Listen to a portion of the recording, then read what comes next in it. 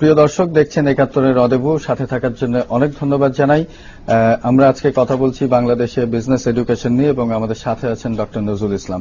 Doctor ইসলাম, আমরা quality নিয়ে কথা বলছিলাম, কোয়ালিটি নিয়ে কথা আরো বলবো, কিন্তু তার আগে আমি একটি বিষয় আপনার কাছ থেকে জানতে চাই। সেটি হলো যে বাংলাদেশে সাধারণত আপনি বললেন যে 32টি পাবলিক ইউনিভার্সিটি আছে আর 58টির মতো প্রাইভেট ইউনিভার্সিটি আছে, কিন্তু প্রতি বছর আপনার এ লেভেল করে এবং এইচএসসি সমমানের পাশ করে বেরোচ্ছে হলো ছাত্রছাত্রীর সংখ্যা প্রায় 7 লাখ। তো 7 লাখ, এই 7 লাখ মানুষকে কি আপনার এই কটি ইউনিভার্সিটির মধ্যে জায়গা দেওয়া সম্ভব? আপনি একটা ভালো প্রশ্ন করেছেন এবং এটা আমাদের সবারই চিন্তা করা উচিত। আমি আপনাকে একটা স্ট্যাটিস্টিক্স দেই যে সরকারি বিশ্ববিদ্যালয়, জাতীয় এবং ওপেন ইউনিভার্সিটি বাদে এখানে সিট সংখ্যা হচ্ছে 65,113, 2011 সনের স্ট্যাটিস্টিক্স। আর প্রাইভেট বিশ্ববিদ্যালয়ে হচ্ছে সিট সংখ্যা 1,37,011, অর্থাৎ আমি ধরে নিলাম 2 লাখ সিট। আর জাতীয় বিশ্ববিদ্যালয় এবং ওপেন ইউনিভার্সিটি যারা গ্রাজুয়েট স্টাডিতে পড়ে সেটা হয়তো 50,000, অ্যারাউন্ড 2.5 লাখ। এবং এই সিটের বাইরে প্রাইভেট ইউনিভার্সিটি ভর্তি হয়, সরকারিতে হয়, আমি ধরে নিলাম 3 লাখ সিট অ্যাভেলেবল। তো প্রতি বছর অন অ্যান অ্যাভারেজ 7 লক্ষ ইন্টারমিডিয়েট পাস করে, এবং তার মধ্যে 5 লক্ষ তো পড়ালেখা করতে চায়, হায়ার স্টাডিজ। কিন্তু আমার দেশে ব্যবস্থা আছে 3 লক্ষ, including all medical, BUET, everywhere. তাহলে আরো 2 লাখ যে ছাত্র থেকে গেল, হায়ার এডুকেশনের সুযোগ থেকে বঞ্চিত হলো, কারণ সুযোগ নাই। তারা মূলত কিছু চলে যাচ্ছে স্টিল বিদেশে, যেটা আগে হতো ইন্ডিয়া, অস্ট্রেলিয়া, আর কিছু পড়াশোনা ছেড়েই দিচ্ছে, কিছু পড়াশোনা ছেড়ে দিচ্ছে, সেলফ এমপ্লয়। কিন্তু তারা পড়াশোনা করতে চায়, করতে সুযোগ থাকলে তারা করতে। কিন্তু সাধারণত দেখা যায় যে যেরকম পত্রপত্রিকায় যে রিপোর্ট যেভাবে আসে, আমি পাবলিক ইউনিভার্সিটির কথা বলছি না, প্রাইভেট ইউনিভার্সিটির পারমিশন দিতে সরকারকে কিছুটা দ্বিধাগ্রস্ত দেখা যায়। মানে এটি কি কারণে? এটা আসলে এর অনেক কারণ থাকতে পারে। যেমন একটা হচ্ছে যে বিশ্ববিদ্যালয় শিক্ষা এবং সার্টিফিকেট এটা কোনো স্বল্পকালীন কোনো বিষয় না, এটা একটা লং টার্ম। একটা বিশ্ববিদ্যালয় 100 বছর, 200 বছর, 500 বছর থাকবে, 1000 বছর থাকবে। সুতরাং এটা দেখে শুনে পারমিশন দেওয়া উচিত। সম্ভবত সেই কারণেই সরকার এটা করেন। কারণ হচ্ছে যে পারমিশন দেবে এবং সেটা সার্টিফিকেট পাবে, সে ব্যাচেলর, মাস্টার সার্টিফিকেট পাবে। সেখানে এডুকেশন দেওয়ার জন্য যথোপযুক্ত number of faculty members, well trend, highly educated আছে কিনা, ল্যাব আছে কিনা, সেখানে তাদের টিচিং মেথোডোলজি কি, সাপোর্ট, অন্যান্য সাপোর্ট ফেসিলিটিস আছে কিনা, এই জিনিসগুলি দেখতে হবে। এই ফেসিলিটিস এর কথা বলছেন, আপনাদের প্রাইভেট সেক্টরে বিশেষ করে বিজনেস এডুকেশনের ক্ষেত্রে যে টিচারদের কোনো ক্রাইসিস আছে? বিকজ প্রায়ই কিন্তু শোনা যায় যে, মানে আমরা এটা সবাই জানি যে প্রাইভেট সেক্টর গ্রো করেছে সেদিন, এবং এটা আরো সম্পূর্ণ একটা পূর্ণাঙ্গ রূপ নিতে আরো বেশ অনেক সময় লাগবে। এখন টিচারদের ক্রাইসিস, টিচারদের সংখ্যা এবং তাদের কোয়ালিটি সম্পর্কে আমাদের একটু ধারণা দেন।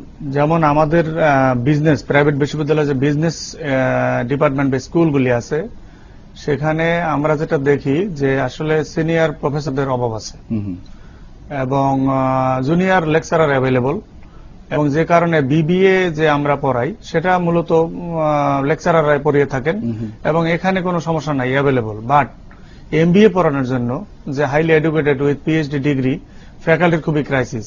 সেজন্য আমরা ঢাকা বিশ্ববিদ্যালয়, জাহাঙ্গীরনগর বিশ্ববিদ্যালয় অথবা বুয়েট, এইসব বিশ্ববিদ্যালয়ে যারা হাইলি ট্রেন্ড প্রফেসর আছেন ওনাদেরকে ইনভাইট করে নিয়ে তারাও আপনার এখানে কিছুটা সময় দেন। জি, এছাড়া আমাদের কোনো পথ নাই।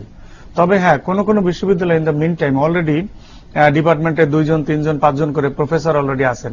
যেমন আমার ইস্টার্ন বিশ্ববিদ্যালয়ে 5 জন ফুল প্রফেসর আছেন বিজনেস স্কুলে, 5 জন ফুল প্রফেসর, 7 জন পিএইচডি ফ্যাকাল্টি আছে, যেটা হয়তো অনেকে জানে না। কিন্তু আমরা এই যে আমরা 40-45 জনের একটা টিম, আমরা তো মনে করি যে আমরা confident enough to teach the students because we have professors, we have associate professors, highly trained professors are with us. তো সব বিশ্ববিদ্যালয়ে এই সিচুয়েশন না। আচ্ছা আচ্ছা, তো আরেকবার একটু কোয়ালিটির দিকে ফেরত আসি যে বিজনেস স্কুলে আপনারা যারা এখানে বিজনেস এডুকেশন শিক্ষা দিচ্ছেন, তারা কি, যেমন ধরেন আমি যদি ভারতের দিকে তাকাই, ভারতের কর্পোরেট ওয়ার্ল্ডে একেবারে একটা মারমার কাটকাট একটা কম্পিটিশন সবসময় থাকে। তো আপনাদের ওখান থেকে যখন ছাত্রছাত্রীরা বেরিয়ে আসছে, তাদেরকে আপনারা কর্পোরেট ওয়ার্ল্ডের জন্য কতখানি তৈরি করে দিতে পারছেন? মানে তারা কি ওই ধরনের একটা কম্পিটিশন, আমি আজকে এই একজন ম্যানেজমেন্ট ট্রেনি হিসেবে কাজ শুরু করলাম, আমি যেতে চাই, আমি একজন সিইও হতে চাই 20 বছরের মাথায় কি 15 বছরের মাথায়, এই যে জিলটা, এটা কি তৈরি করে দিতে পারছেন?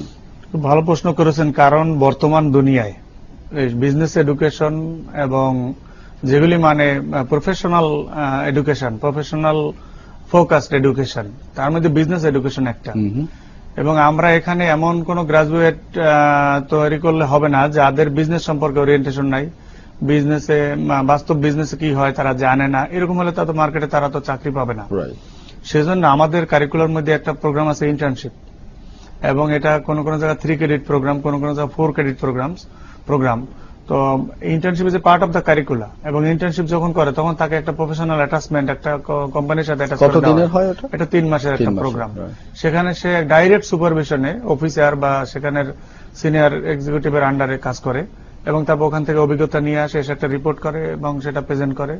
এবং তার ফলে আমরা একটা প্রফেশনাল অ্যাটাচমেন্ট এভাবে আমরা করি। আরো অনেকভাবে করি, যেমন ছাত্রদের প্রেজেন্টেশন স্কিল বাড়ানোর জন্য আমরা কিন্তু প্রেজেন্টেশন সেশন করি। সেখানে আমরা কোন কোন সময় বাইরের কর্পোরেট ওয়ার্ল্ড থেকে আমরা বিভিন্ন সাকসেসফুল যারা আছেন কর্পোরেট পার্সোনালিটিস তাদেরকে নিয়ে আসি।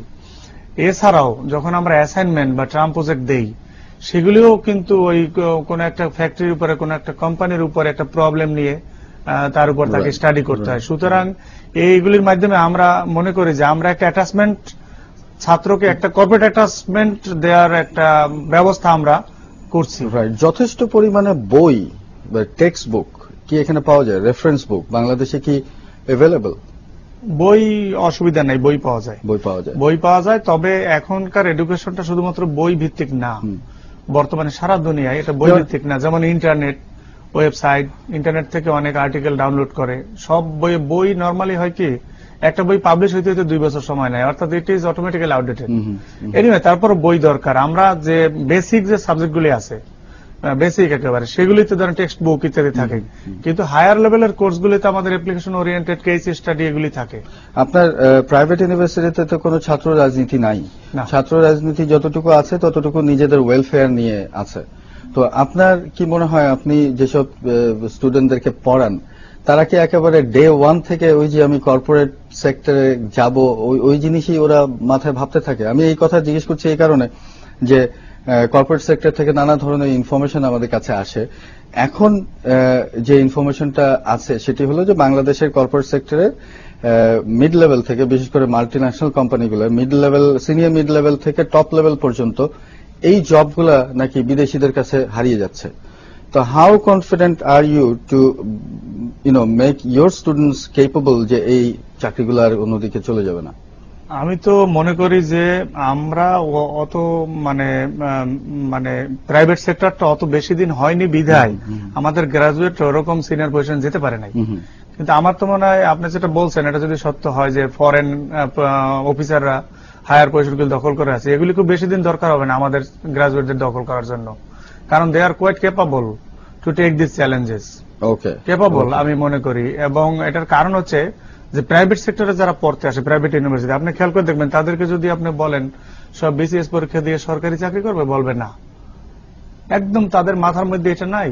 তারা চিন্তা করে যে আমি এখানে আসছি, আমাকে একটা কর্পোরেট জব করতে হবে, I will draw a handsome salary and I will have a car and everything. এই ধরনের একটা তাদের মধ্যে কিন্তু কালচারটা চলে এসেছে। তাদের মধ্যে স্বপ্নটা শুরু থেকেই থাকে, ডে 1 থেকে স্বপ্নটা থাকে, এবং তারা সেভাবেই তাদেরকে প্রিপেয়ার করে। কিন্তু কর্পোরেট সেক্টর থেকে আরেকটি জিনিস খুব প্রায় শোনা যায় যে যখন বাচ্চারা অ্যাপ্লাই করছে তাদের সিভি খুব সুন্দর, তাদের রেজাল্ট খুব ভালো, কিন্তু যখন ইন্টারভিউতে বসছে তখন তাদের কমিউনিকেশন স্কিলে ল্যাকিং আছে, তাদের ল্যাঙ্গুয়েজ স্কিলে ল্যাকিং আছে।